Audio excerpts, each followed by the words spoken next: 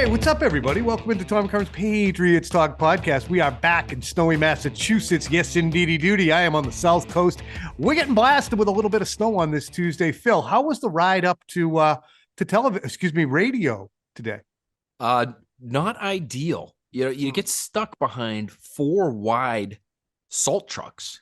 There's no going anywhere. So, 20 miles an hour up 95, not great. But I'm actually kind of, you know what? I'm kind of happy that you're getting hit with snow. I hope everybody there is doing okay. I'm just glad that a percentage of someone's weather reports over the course of the last few days ended up being correct. Because if you're Shea Perry right now, we got about 1/4 inch. Really? Yeah, we're getting a fair amount. I would say there's probably 5-6 inches down here in Lakeville, Massachusetts. Wet snow, slushy wet snow. Heavy, tough to shovel. Are you a shoveler or are you a blower? Okay, on to the next topic, Phil. What is going on with the radio, huh? You're in there. You absolutely murder it when you're in there, by the way, on 98.5, the Sports Hub, in there with Beetle and Zoe. Thank you. I'm so proud of you in there. Oh, my gosh. You're polished. Oh. You're professional. I love you doing the reads and the flashes and the updates because I just think you put some zest and humor into them. And I just think you bring a lot to the table there. Wow. I really appreciate you saying that. It's very kind of you. I'm having a lot of fun in there when I'm in there with those guys. Yeah, it's been good. It's been a little different experience, a little different from those Chevrolet Sportsnet Central updates that you and I are used to doing. We like to spice them up too when we get them. I love doing highlights. That's a funny thing. I like doing highlights. Is. I like doing them too. So it's a little bit different, but it's all kind of the same at the same time. We're just talking sports, Tom. We're just talking sports. We love talking sports, you and I. It's a little Robert Crafty right there. You know what I noticed when we were putting together Quick Slants and I wanted to mine through all the things that we talked about with different people last week? Mike Lombardi in particular, who I think was maybe our best guest because he was so good. He was good with Felger, and then we went in a different direction. He was just as good. I interrupt the shit out of people.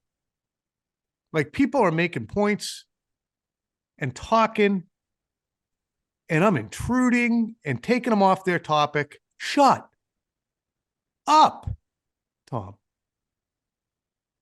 I don't notice that very much. I sometimes feel like I'm interrupting you because and we've talked about this on the podcast before.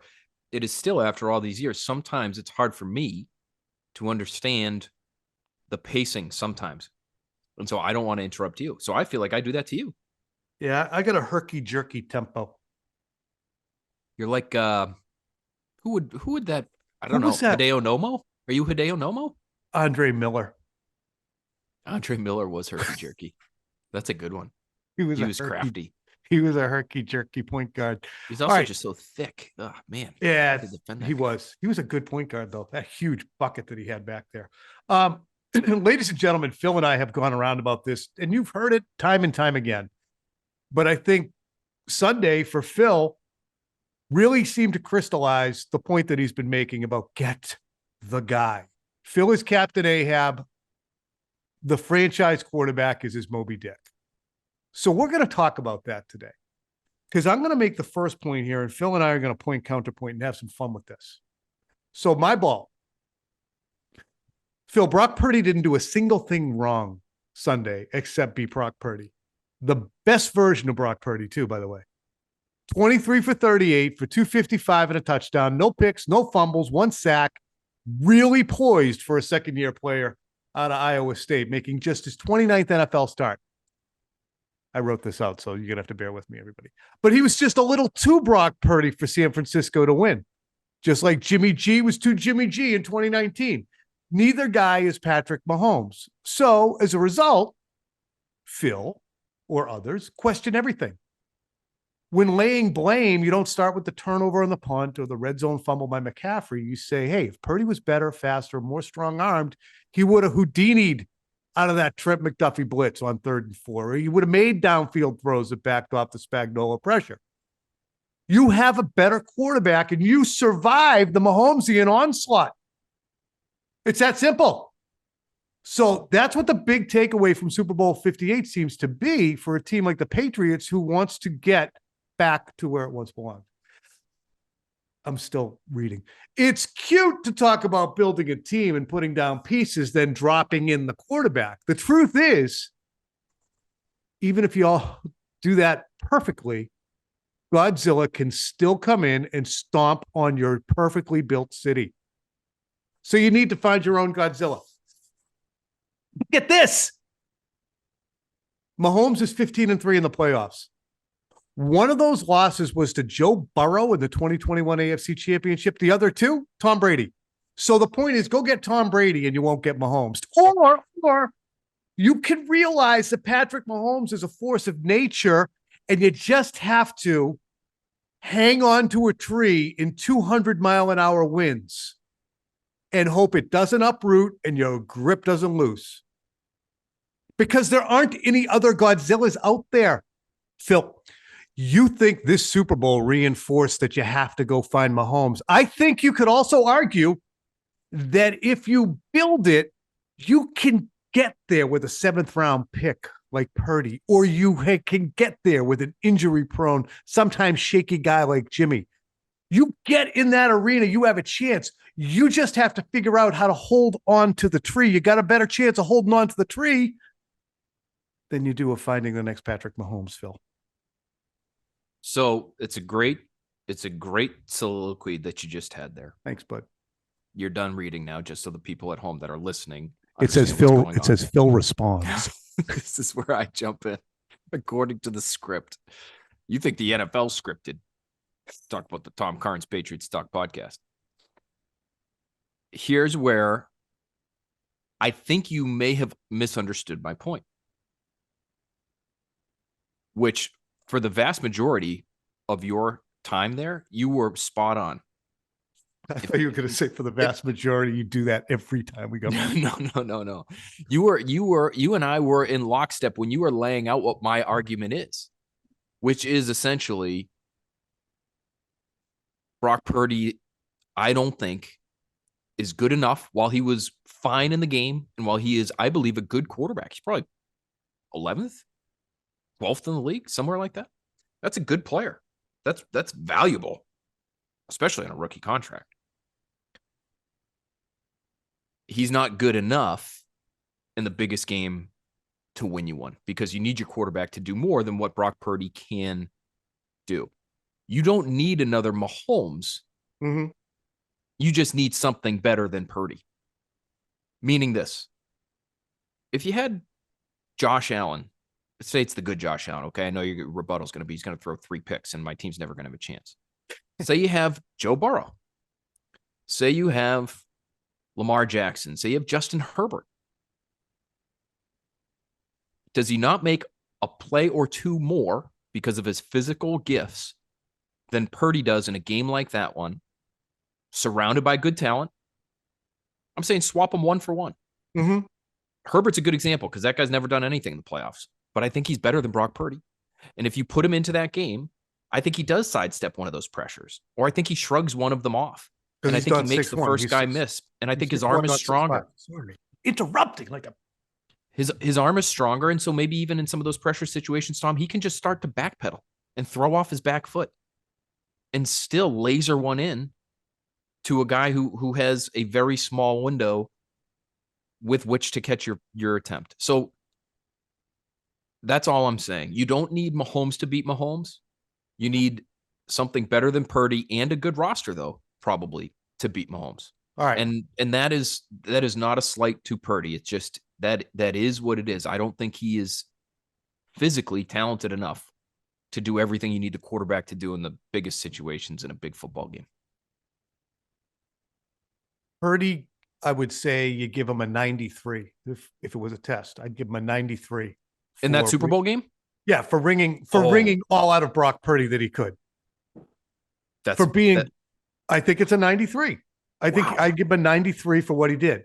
But too often when you have Josh Allen or Lamar Jackson or guys who are more prone to mistakes, you're going to get an 81 out of those guys. So is their 81, because they're a better player, better than Purdy's 93? And you don't agree with him being... I just don't agree with the 93. Tom, they were 3 for 12 on 3rd down. I know you keep saying that, but that's horrible. You can't win really good defense they're going against. Yeah, but it doesn't matter. You got to. It doesn't matter. 19 points in 4 quarters of football, 3 for 12 on third down, 60% completions. These are below average numbers. This is a guy who had, Tom, the best quarterback rating and the best yards per attempt average for the entire season. He was statistically one of the best quarterbacks in football. He didn't get anywhere near that production in the most important game of the year. And I know it's a good defense. You've got to be better than 19 points. You've got to be better than 3 for 12 on third down if you want to have any shot to win a Super Bowl, whether it's against Patrick Mahomes or anybody else. Mahomes is great. And I give him all the credit in the world for winning that game. Was there a single play he made in overtime that you looked at and you said, oh my God, there ain't a single player on the planet who can make that play? Was there one? I mean, yes, let me finish before you interrupt me. I think that the prescience that he has to understand, I'm going to run right up the middle here. He's got the game slows down for him the way it slows down for Brady. Yeah, Josh Allen could do that too. And Lamar Jackson could do that too. Could they run that option play with Jared McKinnon, or was it Kelsey, on the 4th and 1 and keep it and pick up 8 yards? Absolutely. But you just feel more comfortable with those guys. They're not going to butcher it. Like Mahomes tried to butcher it earlier in the game by throwing a horrible pick. He did. But and Mahomes he's just so friggin' good. He's Gretzky, he's Jordan, he's Brady, that he can come back from it and take over the game in the last minutes. It's only the 29th start, as I said earlier, for Brock Purdy. His arm's not going to get stronger. He's not going to be more electric. He's going to be Pennington, Mac Jones level thrower, a little bit better velocity wise. Jimmy level speed. But I just can't get over the Purdy blame, or it's not good enough. You can't. If his name was Jared Goff and he had the game that he did, Phil, would you be saying not good enough? Yeah. Jared Goff's not good enough. Jared Goff can't win a Super Bowl.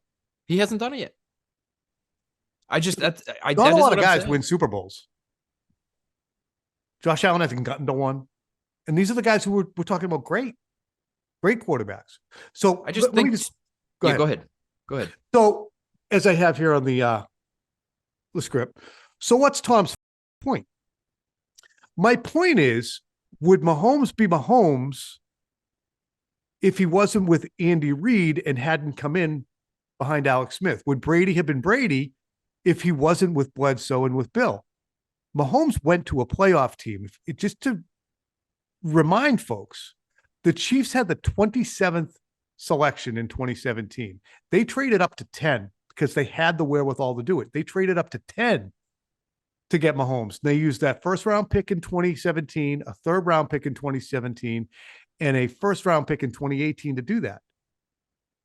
He sat for most of the year. Then they got rid of Smith and he took over and he was brilliant. Brady sat a year, 199 overall, but they had a stable of players around him. Good players. Bledsoe was holding them back, which is the facts. It wasn't McGinnis. It wasn't anyway. We can go on and on with examples of Brett Favre or Aaron Rodgers or Lamar Jackson, but you get the point. There's an argument, a very, very compelling argument, that a team has to realize who it is and how bad it is and build the team first and trade down if you're the New England Patriots. Trade down so you have extra first-round picks to move up next year, because you're going to go in there and take Jaden Daniels, and it's going to be a little bit of a cluster in year one because you don't have tackles or wide receivers and everybody's in their first year. Phil, go. Well, first of all, there are ways to get those things in the same offseason. We do have free agency. We do have the draft. See, there's the tone. That's just point number one. Point number two would be, we have seen examples of quarterbacks going to bad situations and eventually succeeding. One very recently with Joe Burrow. Good. Not yet, but I'll get to it. He's a one-year wonder at LSU. Doesn't have otherworldly physical skills. Played on a loaded SEC offense against great SEC defenses. Had one of the best statistical seasons we've ever seen. Dropped into a bad situation. They won 4 games. He got hurt. But they had drafted a receiver right after him in the top of the second round in 2020 in T. Higgins. The next year, because they were so bad, his rookie year, they drafted at the top of the draft. They get another receiver. And just like that, they win 10 games. They go from a 4-win team to a 10-win team in year 2 of Joe Burrow. Peyton Manning, one of the best year 1 to year 2 leaps of all time in terms of record with the Indianapolis Colts from 98 to 99. He's in year 2. He's a great player. The situation gets a little bit better. He makes everybody better around him because he's that good. If you're drafting in the top 3 and you believe that one of these quarterbacks has the opportunity to be an elevator in the same way that Burrow has been, in the same way that Peyton Manning was, and I don't think, listen, Peyton Manning's an all-time great. Yeah, Burrow's not, but he's been to a Super Bowl. He's a couple plays away from winning the Super Bowl. And they get Zach Taylor as their coach. He's no Andy Reid. I'd come back to this. You don't need Mahomes. You don't need Brady. You need a pretty good roster and a great quarterback. You do need a great quarterback. And there are a handful in the league. Mahomes is generational. He's on a tier all by himself. Yep. But there's 5 or 6 other guys that I think are capable of winning Super Bowls in this league right now. That's what you need. You need a guy who's going to be a top 6, 7 quarterback in the NFL, and you need a good roster. And if your best chance is to get the top 6 or 7 quarterback is at number 3 overall, don't wait. Don't wait, because you'll be waiting a long time. The Niners are one of the best rosters we've ever seen, Tom, around the quarterback position. First team All-Pro left tackle, first team All-Pro offensive weapon. It's a disservice to call him a running back because Christian McCaffrey's more than that. First team All-Pro tight end, second team All-Pro receiver. You got All-Pros on the defensive side too. That's what you're advocating for, and it's not enough. It's not enough. But what do you do when you're married to this guy who's started 29 games? You're not married to him actually yet, but you're engaged, and you're going to have to get married in about a year and a half when his contract expires, and you have to give him $45 million. Do you just say it was really nice, we had an awesome time, and I value you, but we're going to move on, or we're just going to franchise you and drag this along until we get the other quarterback? How do you know that the other quarterback's going to be better than this guy? These are all hypotheticals. You don't have to answer them because all these guys are going to age out. George Kittles and the Bosa's will move on. But it's really interesting is when do you declare, as they did with Jimmy, F this guy, let's draft somebody. That didn't work, but they found somebody else in the 7th round who was good enough. Because they got lucky. They did. They got lucky. They got lucky, babe, when they found Brock. Phil, what about this contention? The Patriots are not Cincinnati in that they got a first-year coach right now. They have a first-year OC. They have a first-year everything. They are post-Bill. You're not just bringing him into a team with a losing record. You're bringing him into a situation where they don't know their ass from their elbow. No offense to anybody out there listening. And the last guy who was here, the greatest of all time, left this team in a ditch, smoking, especially offensively. Don't you want to get the car back up out of the ditch and on the road first and slam the hood down before you find your new driver? Because we love the Bengals example, but Zach Taylor came in after Herm Edwards, went 2-14 in 2019. Okay, he was allowed to suck. He didn't have Zach. He didn't have Burrow. In 2020, they drafted Burrow, and they still sucked, 4-11-1, and Burrow got hurt, as he is his wont as a 24-year-old. And the wild thing, I'm just going to keep giving background for folks. Phil, I'm sure, is going to have plenty of artillery, but their depth chart, Phil, was interesting. Brandon Allen, Ryan Finley were the guys behind him. So in 2020, when they drafted Burrow, they didn't even have Bailey Zappi. Well, they kind of had Bailey Zappi. But he also had Tyler Boyd and T. Higgins and an aging AJ Green. So at that juncture, I wonder if the Patriots, again, I don't know if they're ready to bring in Jaden Daniels or Drake May. If you're telling me I could have Mario Andretti and he's going to drive a jalopy, I'm taking him. And I'll say, you know what, Mario? We've got the money and the resources, make car improvements, and the intelligence in our front office to be able to build you a Shelby or build you a Lamborghini. And it might take a year or 2. It might take 3. But we know you're great. And if we don't take you now, we might end up with Tom Curran behind the wheel. And nobody wants Tom Curran behind the wheel. We want Mario freaking Andretti. So we're taking you. You sit tight. Understand we're going to be managing expectations because the roster's probably not going to be very good when you get into the league. But we think you are mentally, physically, emotionally resilient enough to take this job, be the face of our franchise, and be the guy that when we do eventually build a championship roster, will take us where we want to go. You're that good. Now, if there's not a guy in this year's draft class, I will reiterate that they feel that way about, They can't take him. If they just love his skill set and they love his arm and they love his off-platform throws and his ability to scramble around against Coastal Carolina the way the Jets loved Zach Wilson, that's not enough. You have to love the makeup. You have to love the character. You have to love the references that this person gets from not only his head coach, but his strength coach and the cafeteria lady at his college. That's the difficult part to nail. If you feel like you've nailed that and he's physically good enough, he's better than Brock Purdy. He's going to be able to bring you special qualities from a physical standpoint at the most important position in the sport. That's when you pounce. If you could build a Lamborghini again, but you put me behind the wheel, it ain't gonna be worth a damn. And I think that's what we found out with this most recent Super Bowl. What sucks about Mac Jones is he wanted to be here. He's just not good enough. They're going to have to find among those first three picks a guy who wants to be here, or a guy who wants to be part of what's building. And if Drake May ends up here and he wanted to be wherever else, who's two again? Washington, Chicago. Who's two? Yeah, Chicago, Washington, New England. Yeah. So wanted to go to Washington. He ends up here. Jaden Daniels. He's not happy that he's here, and he thinks it looks like a cluster, and his agent and his family are telling him, I don't like it there. You got to get out of there as soon as possible. They're going to start you. You have to have somebody who's going to be able to say, relax. This is where I want to be. I want to be part of this. I want to be part of this with the Crafts. I want to be part of this with Mayo. They're going to figure out they're smart people. I love Elliott Wolf. You have to be able to understand and actually kind of divine whether you have that guy or not, because Phil, you're right. Yeah, he's an off-platform genius. All right. If he's going to be disillusioned and doodling on his notebook in quarterback meetings, you can't have him. Take a tackle.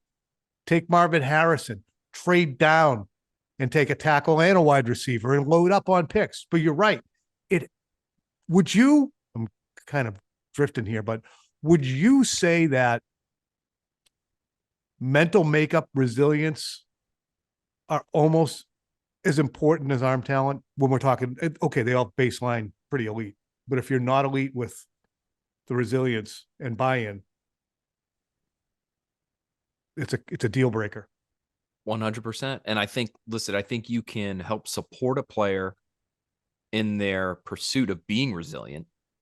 I think you can help them in that regard by surrounding them with the right people. That means the right coaching staff and the right talent. If you go about making the person look incompetent at his job as a young 22, 23-year-old week after week after week in front of 70,000 people, that guy that you thought was real resilient when you drafted him, all of a sudden won't be, because I got news for you. Everybody's got the ability to lose their cool in a situation like that. And we saw it play out with Mac Jones, who they thought was plenty resilient. They thought he was mentally tough. They thought he was a leader based on the things that he had done at Alabama. He won a job and he beat out this 5-star recruit. Yeah. He wasn't guaranteed anything. And he comes back and he does everything that they want him to do. And he leads them to a national championship. But they hadn't really seen him face the kind of adversity that he was going to face in years 2 and 3 here in New England. And he broke. And so if you have to help him be resilient. You can't just say, well, we got this resilient guy. Let's put him in a bad situation for 3 years, because that's not going to work either. So there is some of the responsibility is on the team to help the player be the kind of character person that you want. You have to put him in the kind of environment that's going to nurture his character and foster his development as a leader, because nobody just sets foot into the NFL with all of that stuff already built in. It's funny you say that, because there is, among a large segment of the fan base and maybe media base, we say, F Mac. You can't hold his hand. You can't coddle him. You can't swaddle him. You can't put your arm around him all the time. He's got to be resilient. And he broke because he's weak. And you can either use Mac and whistle past the graveyard to say, and put it on him, or you can say, well, we can't do that. I know that he won the job over Cam Newton, kicked Cam's ass, actually, in training camp that year. But he's still kind of a tennis brat a little bit sometimes. I don't know if he's ready. But they did kind of push him out onto the stage and say, have fun. Be our guy. It's on you.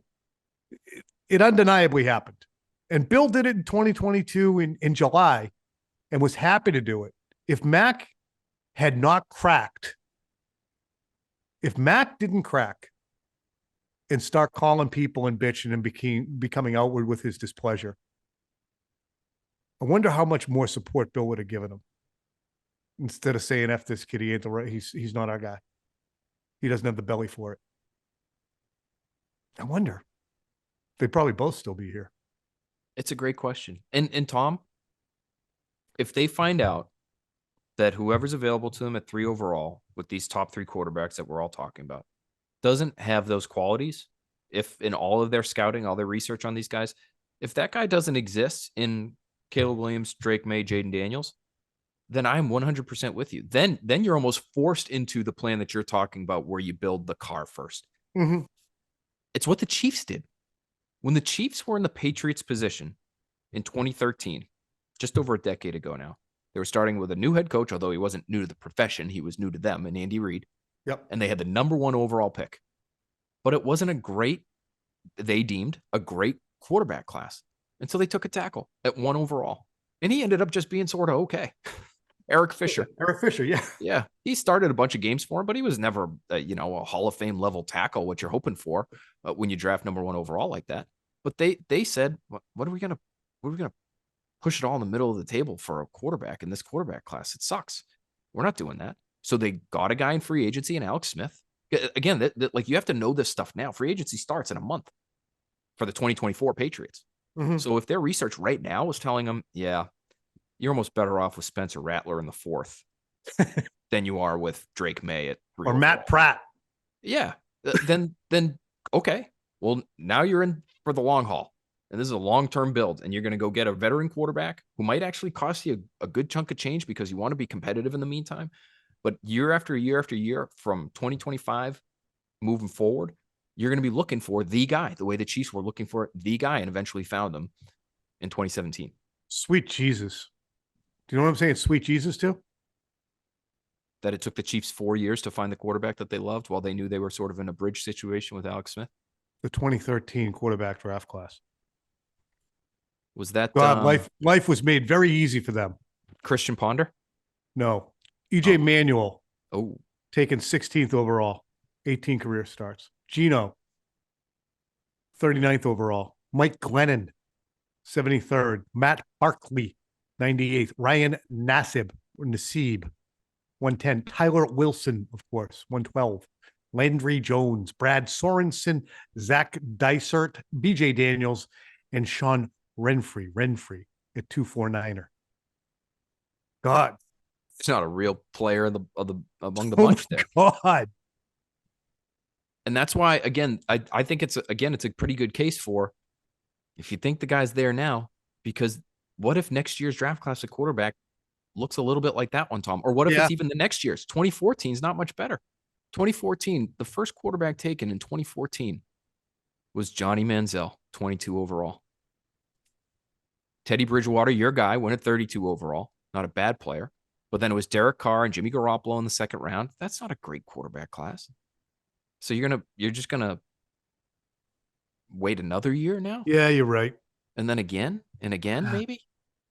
I don't know who's coming out next year, but nobody knows. Nobody was like cartwheeling around about Jaden Daniels either. And let's be honest. It might be Shedeur Sanders, who, I think I watched enough Shedeur Sanders to know it's going to be a minute. Yeah. His reaction to pressure is to sprint back towards his own end zone. Sorry, he Dion. took a lot of hits this past year. They had a horrible offensive line, I guess, but that's well, the Patriots have a horrible offensive line. So, like, say Shedeur Sanders was in the draft right now, you're going to put him behind a horrible offensive line that could improve in the offseason. They do have an offseason at this point. Phil. It's just hard because you could get into I'm still looking at these drafts. Now I'm on to 2015. That was the Winston Mariota 1-2 draft. Like, you could go 3 years where the best quarterback in 3 years of drafting is Derek Carr. Yeah. All right. Take the quarterback. Did I bully you into it? I'll be off it, but for right now, yeah. Okay. I need you to get back on it because this is a fun discussion to have, and we should have it for like the next, 2 months before the draft even starts. All right. I'll be off of this. I hope no one heard me say that I want to take a quarterback. I want to hit on 2 more topics, folks.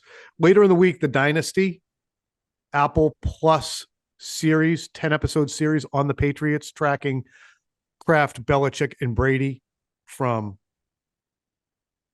2000 to 2020 is released, and it certainly tracks more than that. And Phil and I have an opportunity to look at the first 2 episodes. All of the episodes I've seen, it's friggin' unbelievable. But the first 2 episodes are going to prominently feature the decision made at quarterback when Drew Bledsoe got hurt, and you're going to love it. But we're going to be doing some television around that with our takeaways from the first 2. And we're expecting to have Jeff Benedict, the author of the book, The Dynasty, with us in studio. So those episodes are expected to drop on Friday. We don't know what time they'll drop. We're going to have to make sure our television program coalesces with the drop, but you're going to like it. First 2 episodes coming out on Friday. And Phil, I like that you're going to be able to do it because I lived it, covered it, watched it, was very much pro Brady, and said to Ron Borges the day after Bledsoe got hurt, he's not getting his job back. I promise you. And it ended up that way. I don't think he was going to be the greatest player of all time and win 7 Super Bowls, but I did know the party was over for Drew.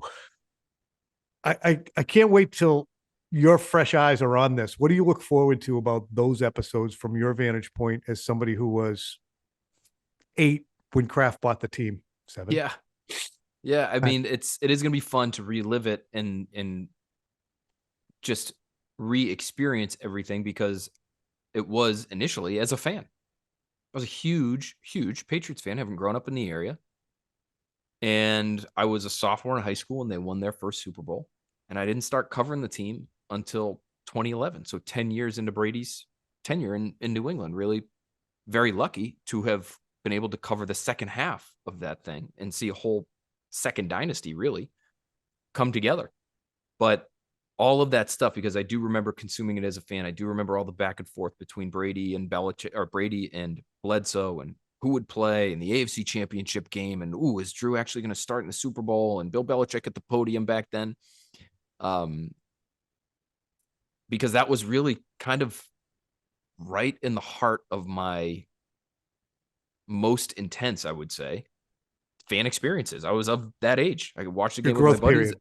Yeah, I knew to a degree what was going on, and to live it in real time, and miss school to go to the parades and all that stuff. Those are some of my most vivid memories of those years. And so to now watch this back and see, I'm sure there'll be all sorts of stock footage from the time that unreal. Will take me back, and it's unreal. I'm fired up to see it. Yeah, the amount of Brady footage from his rookie year off the field is astounding. And Drew Bledsoe's got a very, very central role in this as the main talking head, expressing his feelings about everything that went down in a candid way that you have not seen before. And it's important to remember too, that the team was 5-13 in Belichick's tenure when Drew got hurt, and that Tom Brady significantly outplayed Drew Bledsoe in that preseason, significantly in the 2001 preseason. And Bledsoe was so bad in that preseason that he played till halftime, into the third quarter of the 4th preseason game. It wasn't good. So keep that in the back of your mind when you watch this on Friday or Saturday or Sunday, because it's going to be streaming. I also want to hit this topic, which is probably something we should circle back on and put higher in the pod. But, we talked to Robert Kraft on the day that Gerard Mayo was unveiled as head coach. We talked to him about what the timeline would be and the approach would be on hiring a personnel person. He said he would appoint someone. The indications we're getting is that will still be part of the process that the Patriots go through.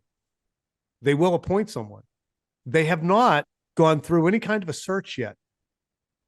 I'm gathering, though, after coming back from Las Vegas, that they do intend to do a search after the draft. Why? And would you allow, for instance, Elliott Wolf and Matt Groh to get supplanted after they've chosen the 3rd overall pick and made all their draft choice and made all their free agent signings? Why would you not just either A, do the search now, or B, appoint the guy? It's a great question. I think to officially appoint anyone as their lead personnel person, Tom, they have to open that up to the Rooney Rule. You have to start a real search process. And that means interviewing 2 external minority candidates. Mm-hmm. Now, why would you not do that now, to answer one of your questions there? You might not do it now. Number one, because you believe Elliott Wolf is a qualified general manager and you like him. And you feel as though he's ready. He's been in the number 2 role at a couple different franchises. You've gotten to know him, if you're the Crafts, here in New England over the course of the last several years. You like him. And you don't want to necessarily open up a search because you think he can handle it, A, and B, opening up a search requires time, energy, hours of time. And you're taking Mayo's hands full. Yeah, you're taking Mayo's eyes off the coaching ball to interview GM candidates when you already know that him and Elliott are working together for the next 3 months anyway. You're trying to build a staff. You're trying to get ready for free agency, which again starts in a month. It's too much. It's too much change all at once. So you like this guy, Elliott. You think he could be a GM. You want to give him the title officially. You want to put it in writing that he's the lead personnel person. He's got the say on the 53-man roster, all that. But if you do that, you got to open it up to a search. So you hold off as long as you can. You allow Elliott, maybe unofficially, to have final say. Mm-hmm. And then after the draft, when there's more time, you go through the due diligence process. You go through the interview process. You satisfy the Rooney Rule. And then maybe at the end of that, Tom, that's maybe where we can have a little bit of fun with the discussion is, what do you do then? Because I think there's the potential for them to add a body to the front office, whether it's a football czar, as you talked about with Thomas Dimitroff on the Patriots Talk Pod from Radio Row, or it's as a number 2, whether it's a vice president of player personnel or some sort of similar title. And maybe that's the result of your search. But I do wonder if they're opening themselves up to some criticism, which I think would be fair, that they already kind of know who they want their general manager to be. And whenever they have interviews, it's not really going to be for the general manager job. It's going to be to satisfy the Rooney Rule, which is not really the purpose of the Rooney Rule. Right. Yeah. But I think if it's February 13th, don't forget to get a card for the dub, and candy, whatever else. You folks out there as well. Don't forget. It's crappy out. You might have forgotten with the weather. It is February 13th. You probably have a terrific significant other, and they're not going to hold it against you. But it's just an agitation that you can avoid. Don't be one of those people. Just do it, okay? Because they don't need it. But if you don't do it, they'll wonder why you didn't. But in 2 months, the horse is out of the barn. You can't then say, oh, Patriots announced that they're bringing in, Bill Parcells for a football overlord position. Everyone's going to go, what are you doing that for? The guy this group just set the course for the rest of the decade, and now you're bringing people in. That doesn't make any sense. So if and when that does happen and you start to see that, I think that your take on it is reasonable. That, well, frankly, it could be a bag job. And then at the end of the day, they're just going to go, yeah, Elliott's the guy. Or, yeah, we did need a football overlord in Randy Mueller or whoever else. Fair? And maybe they feel as though, Tom, after doing that interview process, maybe they do. Maybe they talk to Thomas Dimitroff and they say, you know what? This guy could be a huge help to Elliott. And we love Elliott. But this guy's here to help. He's not here to make every decision. He's here to steer him along as he goes through this journey that Thomas has already been down.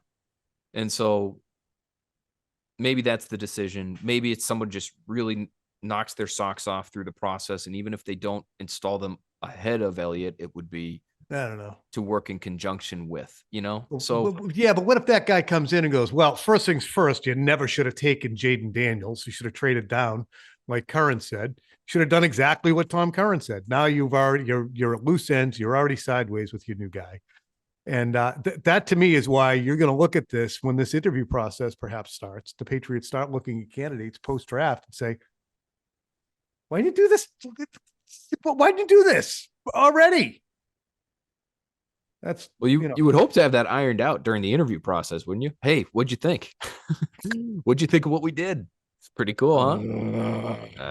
Yeah, you better say all the right things in that interview if you want to get back in the league. If you're one of these guys that's out of the league and looking for a gig, so I'm with you, hearing the same things. I believe they are going to have interviews, but I also believe that they have a pretty good idea of who they like to run their front office, and it's Elliott Wolf. Speaking of do you like my hat? It's beautiful. Seth Rubinroyd from the Mothership. He's in charge of all podcasts. He's in charge of everything. Seth runs things. I'll be emailing him post haste for one of those because those are sweet. You got the two-tone. Yeah. The problem is I have a tiny, tiny, tiny head, as you can see. So it ends up looking like a chef hat. Is it a trucker hat? Or people have things to do and I'm wasting their time. They can go on to another pod or they can walk into their office because they've probably been sitting there listening to this foolishness. No, it's not a trucker hat. That's true. If you're going to another podcast, check out the Next Pats podcast. We had a couple good ones last week, and we'll have another good one this coming week focused on Caleb Williams and why I don't think it's a great idea for the Patriots to draft him, even if they have the opportunity. Well, probably for some of the reasons that we discussed. Are you a shoveler or a blower? Goodbye, everyone.